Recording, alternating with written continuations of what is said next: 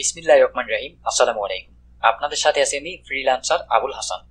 তো আজকে আপনাদেরকে দেখাবো কিভাবে আপনারা খুব সহজেই অল্প সময়ে ফটোশপ দিয়ে ব্যাকগ্রাউন্ড রিমুভ করবেন, যে কোনো ফটোর ব্যাকগ্রাউন্ড রিমুভ করবেন খুব অল্প সময়ে। আমি 3টা স্টেপ আপনাদেরকে আজকে দেখিয়ে দিব। আরো অনেক স্টেপ আছে, কিন্তু 3টা স্টেপের মাধ্যমে মানে 3টা পদ্ধতির মাধ্যমে আপনারা ফটোশপের ব্যাকগ্রাউন্ড খুব সহজেই মানে অল্প সময়ে রিমুভ করতে পারবেন। প্রথম স্টেপটা দেখাবো, 30 সেকেন্ডও প্রয়োজন নাই, শুধু একটা ক্লিকেই ফটোর ব্যাকগ্রাউন্ডটা আপনারা রিমুভ করতে পারেন। তো এইটা দেখানোর আগে একটি কথা না বললেই নয়, সেটা হলো এটা হলো আমার ইউটিউব চ্যানেল। এখানে সাবস্ক্রাইব করে বেল বাটনটি অল করে দিবেন। তাহলে কি হবে, তাহলে আমি পরবর্তী ভিডিওটি আপলোড দেওয়ার সাথে সাথে আপনার কাছে নোটিফিকেশন চলে যাবে ইনশাআল্লাহ। শুধু তাই নয়, এখানে এই ইউটিউব চ্যানেলের ভিতরে গ্রাফিক্স ডিজাইন রিলেটেড সকল ভিডিও আপনারা এখানে পেয়ে যাবেন আশা করি ইনশাআল্লাহ। এবং প্লেলিস্ট আকারে এই দেখুন, এখানে প্লেলিস্ট আকারে Adobe Photoshop, Adobe Illustrator, Adobe Premiere Pro মানে A to Z সকল ভিডিও এখানে আপলোড দেওয়া আছে এবং আস্তে আস্তে দিতেছি, এবং মার্কেট প্লেসের সকল ভিডিও এখানে পেয়ে যাবেন ইনশাআল্লাহ। তো অবশ্যই আপনারা, যদি আপনাদের উপকার হয় তাহলে অবশ্যই আপনারা এই চ্যানেলটি সাবস্ক্রাইব করে রাখবেন। আর এটা হলো আমাদের ফেসবুক গ্রুপ, এখানে জয়েন গ্রুপ অপশন ক্লিক করলে জয়েন হয়ে যাবেন আশা করি ইনশাআল্লাহ। তো এখানে জয়েন হলে আপনাদের কি হবে, আপনারা যে কোনো কাজে প্রবলেম, যে কোনো কাজ করতে গিয়ে আপনারা যদি প্রবলেম ফেস করেন, এই গ্রুপে এসে পোস্ট করলে আশা করি ইনশাআল্লাহ সাথে সাথে প্রবলেমটা সলভ হয়ে যাবে। যে কোনো মেম্বার্স এসে অ্যাক্টিভ থাকলে পোস্ট করার সাথে সাথে আপনার সমস্যাটা সলভ করে দিবে, অথবা আমি অ্যাক্টিভ থাকলে আপনার সমস্যাটা আমি সলভ করে দিতে পারবো ইনশাআল্লাহ। এই গ্রুপে আপনারা জয়েন হয়ে থাকতে পারেন। এবং সর্বশেষ এটা হলো আমার ফেসবুক পেজ। এটা হলো আমাদের ফেসবুক পেজ। এই পেজটাতে আপনারা যদি ফলো অপশনে ক্লিক করে ফলো করে রাখেন, তাহলে আমি ইউটিউবে যে ভিডিওগুলো আপলোড করব ফেসবুকেও ভিডিওগুলো আপলোড করব। হয়তোবা সবসময় আপনারা ইউটিউবে স্ক্রল করেন না, কিন্তু ফেসবুকটা পেজটা যদি আপনারা ফলো করে রাখেন, তাহলে আমি ভিডিওটা আপলোড করার সাথে সাথে আপনাদের কাছে নোটিফিকেশন চলে যাবে। তাহলে আপনারা ফেসবুক স্ক্রল করার সাথে সাথে বুঝতে পারবেন যে এই ভিডিওটা চলে আসে, তাহলে কিন্তু এখান থেকে দেখতে পারবেন অথবা ইউটিউবে গিয়ে দেখতে পারবেন। তো অবশ্যই ফেসবুক পেজটাতে ফলো দিয়ে রাখবেন, তাহলে আপনারা ভিডিওর নোটিফিকেশনটা পেয়ে যাবেন আশা করি ইনশাআল্লাহ। আর আমি ফেসবুকে এবং ইউটিউবে দুইটাতে ভিডিও আপলোড করব আশা করি ইনশাআল্লাহ। তো চলুন বেশি কথা না বলে শুরু করা যাক। তো অ্যাডোবি ফটোশপের ভিতরে আমি আজকে আপনাদেরকে 2020 দিয়ে দেখাবো। আমার এখানে 2020 ইনস্টল করা আছে, সেজন্য এটা দিয়ে দেখাবো। 2016 এর পর থেকে 2022 পর্যন্ত হয়তোবা এই অপশনটা খুব সুন্দরভাবে দেওয়া আছে। 2016 এর উপরের সবগুলাতে এই অপশনটা চালু করা আছে। যেমন যে কোনো একটা ফটো নিলাম আমি, ছবি। এই ফটোটা নেওয়ার পর এখানে আমরা ফটোটা ফটোশপে ওপেন করার পর লেয়ার অপশনে চলে যাব। লেয়ার থেকে আমরা আনলক করে নিব, ফটোটা লক করা থাকবে, আনলক করে নিব। ক্লিক করলে এইখানে ক্লিক করলে আনলক হয়ে যাবে। আমি আবার ব্যাকগ্রাউন্ড ব্যাক দিয়ে দেখাচ্ছি। দেখুন, এখানে ক্লিক করলেই আনলক হয়ে যাবে। আনলক হওয়ার পর আমরা যাব উইন্ডোজে, উপর থেকে উইন্ডোজ অপশনে যাব। উইন্ডোজ অপশন থেকে যাব একটু নিচে স্ক্রল করে প্রপার্টিস অপশনটা দেখুন টিক মার্ক করা আছে। টিক মার্ক করা আছে মানে হলো আমার এইটার সামনে মানে আমার এই অপশনটা সামনে আছে। এই দেখুন এখানে প্রপার্টিস। এখন যদি আমি টিক মার্ক করি, দেখুন এখানে ক্লিক করি, দেখুন আমার এখান থেকে চলে গেছে। আবার যদি উইন্ডোজে যাই, প্রপার্টিস ক্লিক করে, দেখুন আমার এখানে কিন্তু চলে আসে প্রপার্টিস এবং অ্যাডজাস্টমেন্ট। প্রপার্টিসটা উইন্ডোজ থেকে প্রপার্টিসে ক্লিক করব। প্রপার্টিস এখানে ক্লিক করার পর একটু নিচে আনবো। দেখুন একটু নিচে আনার পর রিমুভ ব্যাকগ্রাউন্ড এখানে ক্লিক করবো। দেখুন সাথে সাথে সেকেন্ডের ভিতরে কিন্তু এক ক্লিকে কিন্তু ব্যাকগ্রাউন্ডটা রিমুভ হয়ে গেছে একদম সাথে সাথে। চাইলে আমরা এই অপশনটা যে কোনো জায়গায় নিয়ে নাড়াচাড়া করে কাজ করতে পারি, কোনো প্রবলেম নেই। দেখুন যে কোনো জায়গায় বসে আমাদের মন মতো কাজ করতে পারি।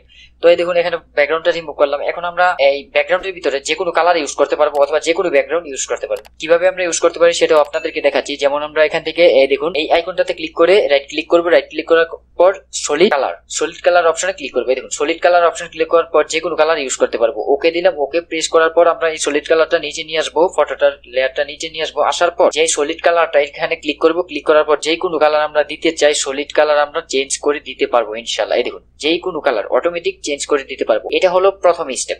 এই প্রথম স্টেপে এক ক্লিকের মাধ্যমে 30 সেকেন্ডের ভিতরে আপনার যে কোনো ফটোর ব্যাকগ্রাউন্ডটা রিমুভ করতে পারবেন। শুধু তাই নয়, এই দেখুন এখানে কিন্তু হেয়ার গুলোও কিন্তু অটোমেটিক্যালি রিমুভ হয়ে গেছে, হেয়ার কোনো প্রবলেম ফেস হয় নাই। তো আমরা এইভাবে 30 সেকেন্ডের ভিতরে আমরা এই ফটোর ব্যাকগ্রাউন্ডটা রিমুভ করতে পারবো। ওকে প্রেস করলাম। প্রেস করার পর চাইলে আমরা এই ফটোটাকে সিলেক্ট করার পর এই কন্ট্রোল টি দিয়ে ফটোটাতে আমরা ক্লিক করে, এই দেখুন ফটোটাতে আমরা ক্লিক করার পর যে কোনো জায়গায় নিয়ে ফটোটা আমরা চাইলে যে কোনো জায়গায় আমরা ফটো রিমুভ করে আপনাদের নিজের ফটো যে কোনো জায়গায় নিয়ে আপনারা থাম্বনেল বানাতে পারবেন, মানে বসাতে পারবেন। এই দেখুন এটা ফটোটা সিলেক্ট করবো আমরা। সিলেক্ট করার পর কন্ট্রোল টি প্রেস করবো। এই দেখুন কন্ট্রোল টি প্রেস করার পর ফটো যে কোনো জায়গায় নিয়ে চালাতে পারবো। এই দেখুন কোনো প্রবলেম নেই, যে কোনো জায়গায়। এই দেখুন এখানে নিয়ে বসালাম, সমস্যা নেই। আমরা যদি থাম্বনেল বানাতে চাই থাম্বনেল বানাতে পারবো। এখান থেকে আমরা পরবর্তী স্টেপে এটা নিয়ে আসবো। দেখুন এখানে নিয়ে আসবো, এখানে নিয়ে এসে বসাতে পারলাম, কোনো সমস্যা নেই। আমরা যে কোনো ভাবে কাজ করতে পারবো। তো এটা হলো প্রথম স্টেপ। এবং দ্বিতীয় স্টেপটা হলো আমরা তিনটা পদ্ধতির মাধ্যমে ফটোর ব্যাকগ্রাউন্ড রিমুভ করব। দ্বিতীয় স্টেপটা হলো মানে অল্প সময়। দ্বিতীয় স্টেপটা হলো আমরা এখান থেকে এই দেখুন এখান থেকে আমরা টুলস বারে চলে যাব। টুলস বার থেকে অবজেক্ট সিলেকশন টুলস এটা কিবোর্ড থেকে ডব্লিউ প্রেস করলেও আপনারা পেয়ে যাবেন। আর এখানে বলে রাখি যারা ফটোশপটা শিখেন নাই তারা প্লেলিস্ট চেক করে ফটোশপটা শিখে নেবেন। প্রতিটা টুলস বার ধরে ধরে শেখানো হয়েছে। তো এখানে রাইট ক্লিক করব। রাইট ক্লিক করার পর এখানে দেখুন object selection tool, quick selection tool অথবা ম্যাজিক তিনটে আছে। এখান থেকে আমরা প্রথম স্টেপটা ফলো করব। প্রথম টুলসটা সিলেক্ট করব। সিলেক্ট করার পর উপর থেকে টান দেব। এই দেখুন উপর থেকে টান দিলাম। এই দেখুন এটা কিন্তু সম্পূর্ণটা সিলেক্ট হয়ে গেছে। এখন যদি সিলেক্ট না হয় সম্পূর্ণটা আমরা এইখানে সিলেক্ট করবো। দেখুন সিলেক্ট করার পর ভিতরে কিন্তু চলে আসে। দেখুন একটু কিন্তু ভিতরে চলে আসে। এটা আমরা ভিতরে আনবো না। যেমন এই কলমটা কিন্তু বাকি রয়ে গেছে। এই কলমটাতে এখানে ক্লিক করব। এই দেখুন এটা ভিতরে চলে আসে। ভিতরে চলে আসার কারণ হলো উপরে দেখুন একটা আইকন আছে। এটা হলো এখন আমরা যদি সিলেক্ট করে ভিতরে এই সিলেক্ট করে ক্লিক করি তাহলে এটা কমে যাবে। এখন যদি উপর থেকে টুলস বারটা সেটিং করে অন্যটায় দেই অ্যাড টু সিলেকশনে ক্লিক করি, তারপর যদি আবার অ্যাড করি এই দেখুন এখন কিন্তু জায়গাটা অ্যাড হয়ে গেছে, কলমটাও কিন্তু অ্যাড হয়ে গেছে।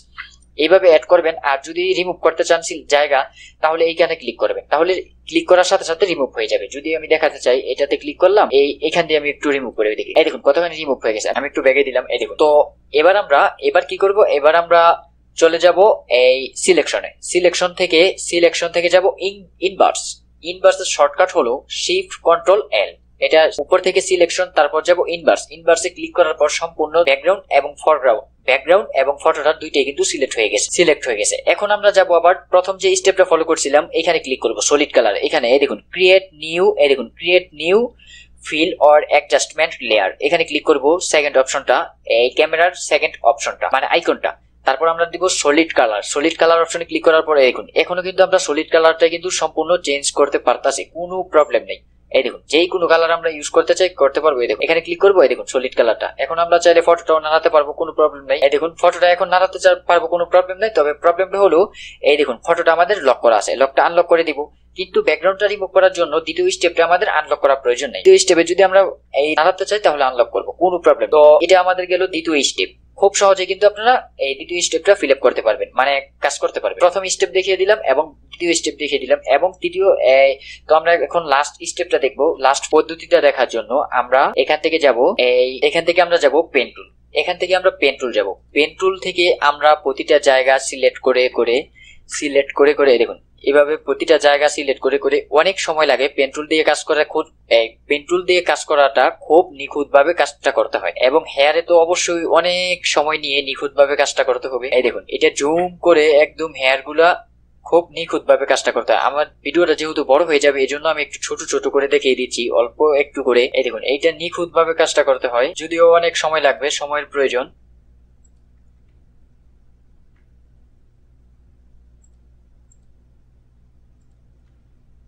তো এই দেখুন এটা কিন্তু আমি এই অল্প সময় করে ফেলছি। অল্প সময় করে ফেলার কারণে হয়তো বা অনেক জায়গাটা একটু এই ভিতরে চলে আসে। তো এটা আপনারা অবশ্যই নিখুঁত ভাবে এই পেন টুলে কাজটা করবেন, তাহলে খুব সহজেই ব্যাকগ্রাউন্ডটা রিমুভ করতে পারবেন। এখন আমরা যদি কন্ট্রোল ইন্টার প্রেস করি, এই দেখুন কন্ট্রোল ইন্টার প্রেস করার পর এটা সিলেক্ট হয়েছে। সিলেক্ট হওয়ার পর এখন যদি আমরা ব্যাকগ্রাউন্ডটা আবার প্রথম স্টেপের মতো যদি আমরা ক্রিয়েট নিউ লেয়ার মানে অ্যাডজাস্টমেন্ট দেই, সলিড কালার ইউজ করতে চাই, তাহলে এখানে ক্লিক করব। তারপর সলিড কালারে দিব। সলিড কালার দেওয়ার পর কিন্তু কালারটা চেঞ্জ হচ্ছে না। এই দেখুন এখানে কিন্তু কালারটা চেঞ্জ হচ্ছে না, এর একটাই কারণ আমরা ইনভার্স করিনি। এই দেখুন এখন ক্যান্সেল করার পর আমরা যাব আবার এই সিলেকশনে, তারপর যাব ইনভার্সের শর্টকাট হলো শিফট কন্ট্রোল এল। এখানে ইনভার্স করে নিলাম। এই দেখুন এখন সম্পূর্ণটা সিলেক্ট হয়ে গেছে। এখন আমরা যাবো আবার সলিড কালার। এই দেখুন লেয়ার ক্রিয়েটের অপশন ক্লিক করার পর সলিড কালার যাব। সলিড কালারে ক্লিক করবো। এই দেখুন এখন কিন্তু কালারটা সম্পূর্ণ চেঞ্জ হয়ে গেছে, যদিও আমার সময়টা এই অল্প সময় আমি দেখিয়ে দিয়েছি, তারপরে কিন্তু বেশি একটা খারাপ হয় না। এই দেখুন এই সাইডের লেয়ার গুলো কিন্তু বেশি একটা রয়ে যায় না।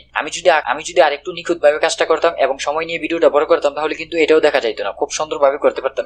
এই দেখুন এটা কিন্তু অল্প সময়ে আপনারা 3টা স্টেপের মাধ্যমে খুব নিখুঁত ভাবে কাজটা করতে পারবেন। যে কোনো ফটোর ব্যাকগ্রাউন্ড খুব সহজেই নিখুঁত ভাবে করতে পারবেন, কোনো প্রবলেম। আপনারা যদি ফটো ব্যাকগ্রাউন্ড রিমুভ করতে চান, ফটোর ব্যাকগ্রাউন্ড রিমুভ করেও ফাইবারে কিন্তু ভালো কিছু করতে পারবেন।